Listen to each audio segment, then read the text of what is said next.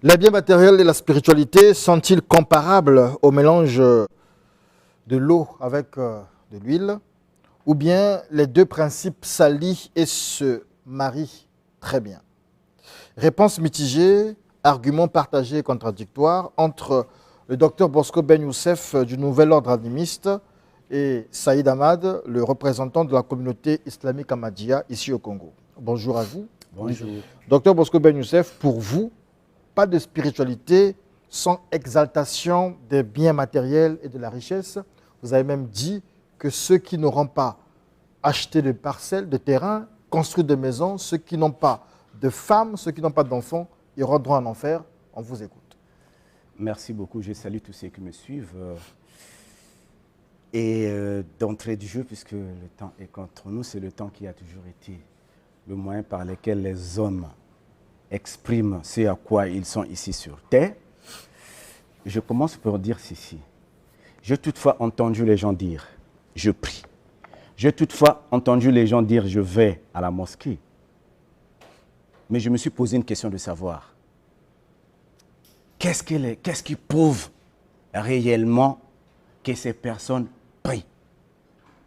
Or, l'histoire nous a démontré que ce que les gens expriment après la prière, c'est-à-dire la morale religieuse, je voulais dire, elle n'était que la volonté des faibles. Les faibles ne peuvent pas vous montrer les preuves par lesquelles Dieu agit en eux. C'est ainsi que le docteur Ben est revenu pour donner la théorie animiste la plus incontestée depuis que les hommes existent. Si vous dites aux gens que vous priez, c'est que vous êtes sage, d'abord. Si vous êtes sage, il faut que vous ayez une maison, il faut que vous ayez les enfants, il faut que vous ayez l'argent, il faut que vous ayez un moyen pour vous déplacer et il faut que vous ayez un mariage. Alors, chaque élément que j'ai cité ici, la maison correspond à la sagesse, les enfants à la tempérance, l'argent à la justice, les moyens de déplacement au courage et le mariage à la félicité. Or, les gens ont du mal à montrer les éléments par lesquels leur vertu s'exprime. Pour moi, c'est clair. Donc, si vous dites que non, la maison n'est pas importante, mais c'est que la sagesse n'est rien. Si vous dites que non, les enfants ne sont pas importants, mais comment est-ce que vous exprimez aux gens que vous êtes tempérant? Si vous dites que l'argent n'est pas bien, mais c'est monsieur, c'est tout simplement parce que vous n'êtes pas juste. Il est impossible qu'une personne qui n'a pas de l'argent soit juste. Il est impossible qu'une personne qui n'a pas de maison soit sage. Donc, dites-moi le contraire que oui, effectivement, un tel a une maison, il était sage. Je crois que mon temps est Oui, okay. merci beaucoup. Aouzbillahi minash shaitanir rajim, bismillahir rahmanir rahim. Je pense qu'il n'y a pas quelque chose à contredire M. Ben Youssef, parce que nulle part la religion interdit de ne pas marier, nulle part c'est interdit de ne pas avoir une maison, nulle part c'est interdit de ne pas avoir une voiture pour déplacement. Chaque époque, chaque prophète, il a utilisé surtout l'islam. Le prophète Mohammed sallallahu alayhi wa sallam, fondateur de l'islam, par rapport à son modèle, il a marié et il a dit celui qui ne se marie pas, il n'est pas parmi nous. Plus le Saint Prophète sallam, il a dit qu'il faut marier avec une femme qui donne beaucoup d'enfants. Ah ouais? Vous comprenez? Ça, c'est l'islam. Et le prophète Mohammed sallam, il a dit que béni celui que Dieu lui a accordé les richesses, et béni celui qui aussi est sage et il a la connaissance. Ah ouais? À ce moment-là, c'est la personne qui sera bénie, qu'il a la richesse, mais il donne aux pauvres. Ouais. À cause de cela, il sera béni. Ah ouais?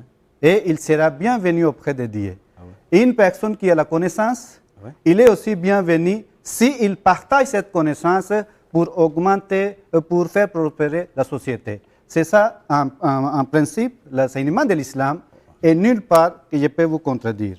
Mais surtout, l'islam, le Saint-Coran, il a présenté les droits de l'homme. Il dit ceci, quand il a créé Adam, il a dit, il est décidé pour toi que tu ne seras pas affamé, tu ne seras pas nu, et tu ne seras pas soifé, et tu ne seras pas hors de la maison, c'est-à-dire sous le soleil.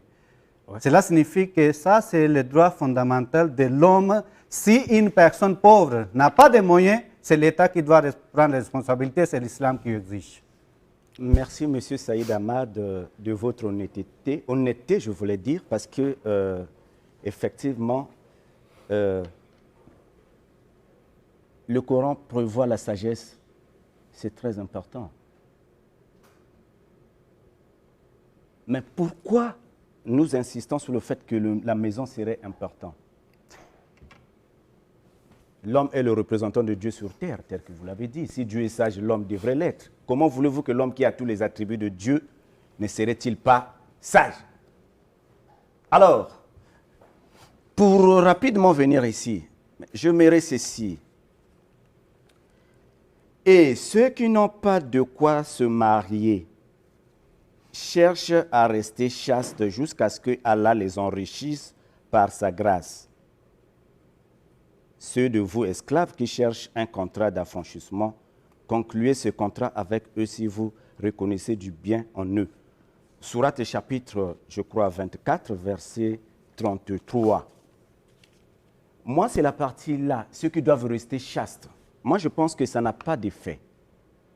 Je pense que les hommes n'ont pas à garder leur chasteté. Ils doivent obligatoirement. Chez nous, c'est une obligation que quelqu'un doit faire les enfants. Il ne doit pas y avoir le fait que l'homme donne une pression sur un désir naturel que Dieu lui a attribué. Alors, par quel moyen Dieu bénit-il celui qui n'a pas les moyens? Et pourquoi la punition de rester chaste? Quand bien même que les chrétiens vont même plus loin là-dessus, proposent aux gens la castration. Alors quelle est l'importance des enfants? C'est ainsi que j'appelle à tout le monde de revenir à l'animisme. Ce matin, je suis ici sincère pour ça. Je veux que les gens quittent les religions là où ils sont mis sous les pressions par la fausse moralité religieuse. Pourquoi les gens doivent-ils rester chastes et attendre la bénédiction de Dieu? Comment ça se passe? J'aimerais que vous m'éclairez sur la sourate 24 à partir du verset 33. Merci beaucoup, Dr Ben Youssef. Une petite précision avant de prendre votre temps. Le prophète Mohammed n'a pas eu d'enfant. Il a des enfants? Il n'a que des enfants adoptifs, non? Non, il n'a que 8 enfants. D'accord, ok, merci. Allez-y. Allez-y, merci beaucoup. Et je ne sais pas, le Saint-Coran, il avait dit que le prophète Mohammed sallam, il a dit celui qui ne se marie pas, il n'est pas parmi nous. Ouais. Obligatoirement, il faut marier. Ouais. Rester chaste aussi, obligatoirement, il faut marier. Voilà. Ah bon? C'est ça la chasteté. Parce que la nature que Dieu a créée, vous ne pouvez pas l'étouffer. À cause de cela, c'est interdit, c'est un péché. Que tu es, le Saint Prophète sallam, il a dit, tu es jeune et tu ne maries pas, tu es en train d'étouffer, et ta nature, ça c'est un péché. Ah ouais. Je ne sais pas c'est quel islam que tu es en train de présenter pendant que c'est contraire. Deuxièmement, pour que la personne soit bénie, il faut payer le droit de Dieu parce qu'il est notre créateur. Nous sommes étant créatifs, il faut être reconnaissant de tout ce que Dieu a fait pour nous. Le Saint-Coran, il dit quoi? C'est lui qui a créé pour vous tous, tout ce qui est sur la terre. C'est-à-dire tout ce qui est sur la terre, l'homme n'a pas le droit de priver les autres. Ah ouais. Ça, c'est le Saint-Coran, il dit. Ah ouais.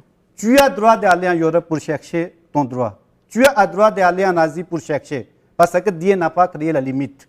Ah ouais. Pas de frontières.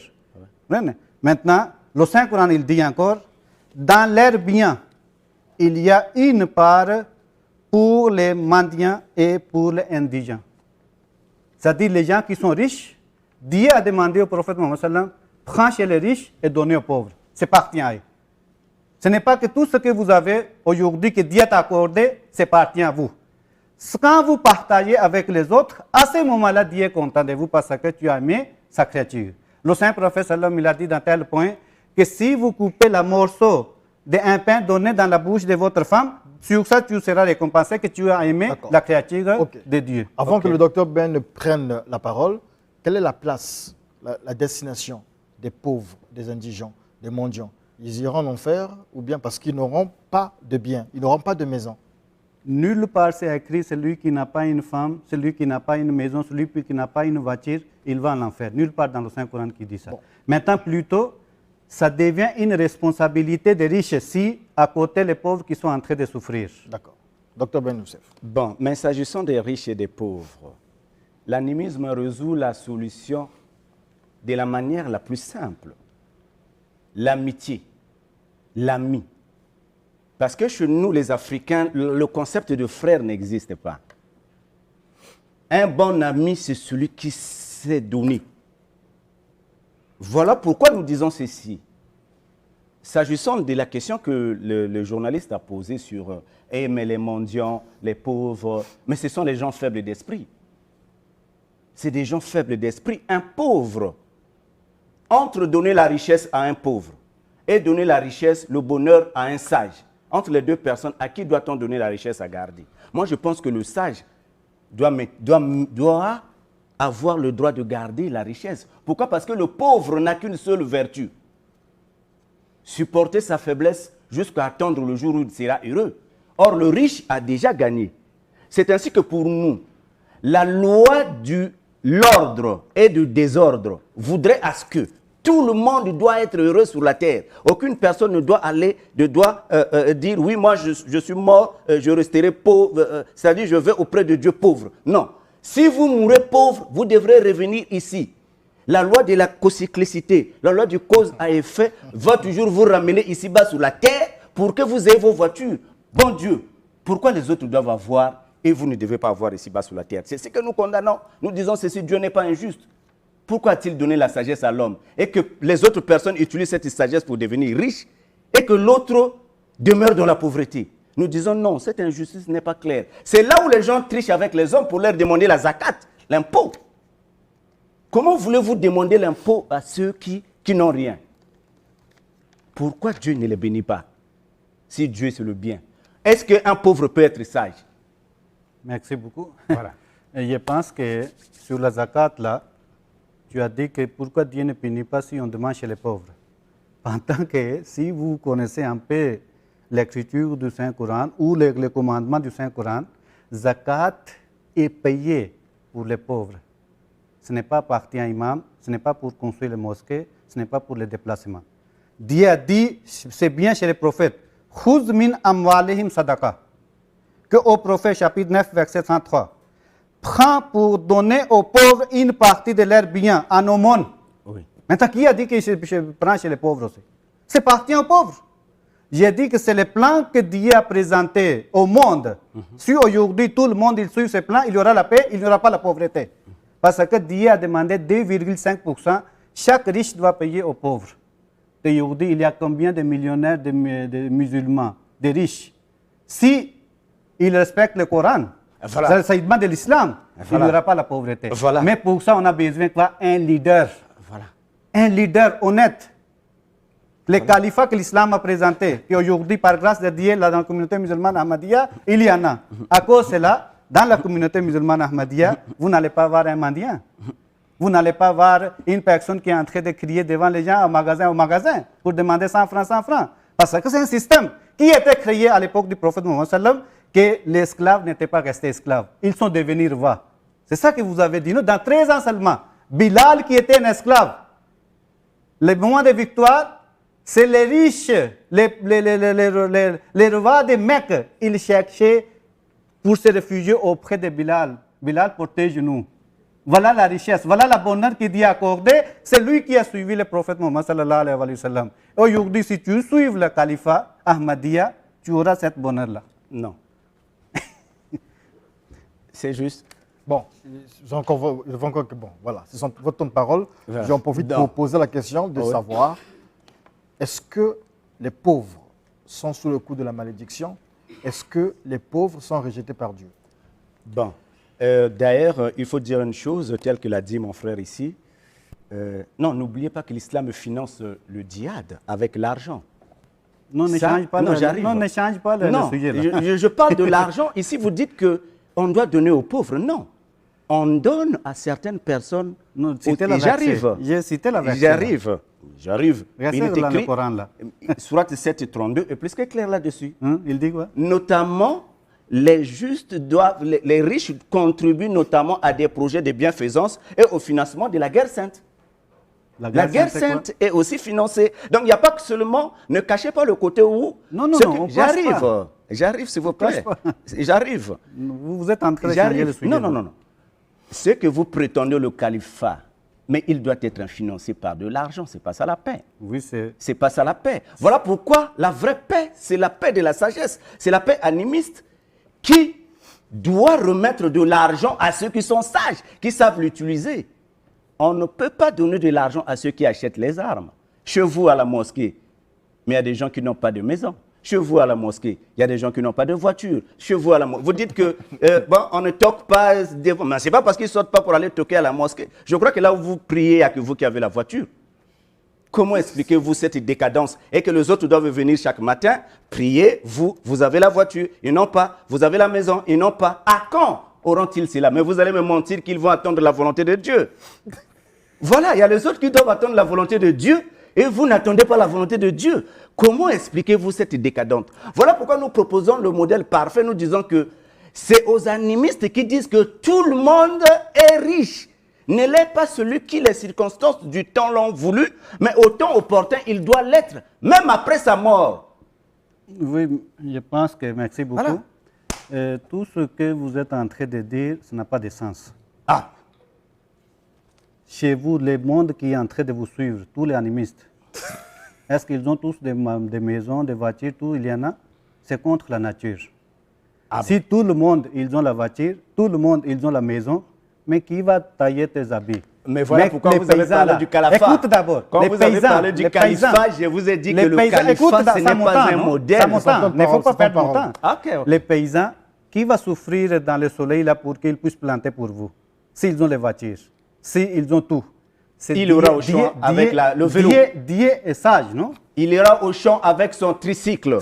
Dieu est sage. Voilà. Dieu est sage.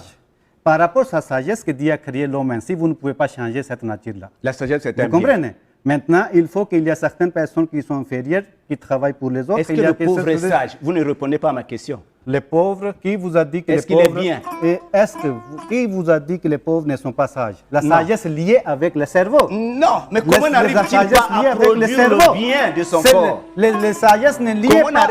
Écoute, je vous donne les réponses. Comment n'arrive-t-il pas à son corps? Salomon était sage. Écoutez, monsieur. Salomon était sage, mais son fils, qui est né dans la richesse, il n'était pas sage, il a perdu le pouvoir. Non. Salomon n'a jamais été sage. Non.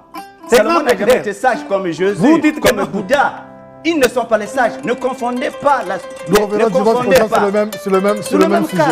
Non, c'est le même sujet. Le temps de rappeler votre numéro de téléphone rapidement. Oui, c'est comme dire que Jésus était sage. 05 555 42 18, 05 555 42 18. Ok, pour tous ceux qui veulent la sagesse animiste qui est la meilleure, vous avez le 06 603 90 09 06 603 90 09. Le temps de l'Afrique est arrivé. Nous revenons dimanche prochain sur ce sujet puisque le débat devient intéressant. Ah oui. Donc dimanche prochain. Donc vous devez venir pour entendre les musulmans de la Côte d'Ivoire. J'arrive là-bas ainsi que les pasteurs. Merci ce message, je viens là-bas tout simplement pour Monsieur Saïd, enrichissez ceux qui sont là-bas. C'est très important. C'est très important.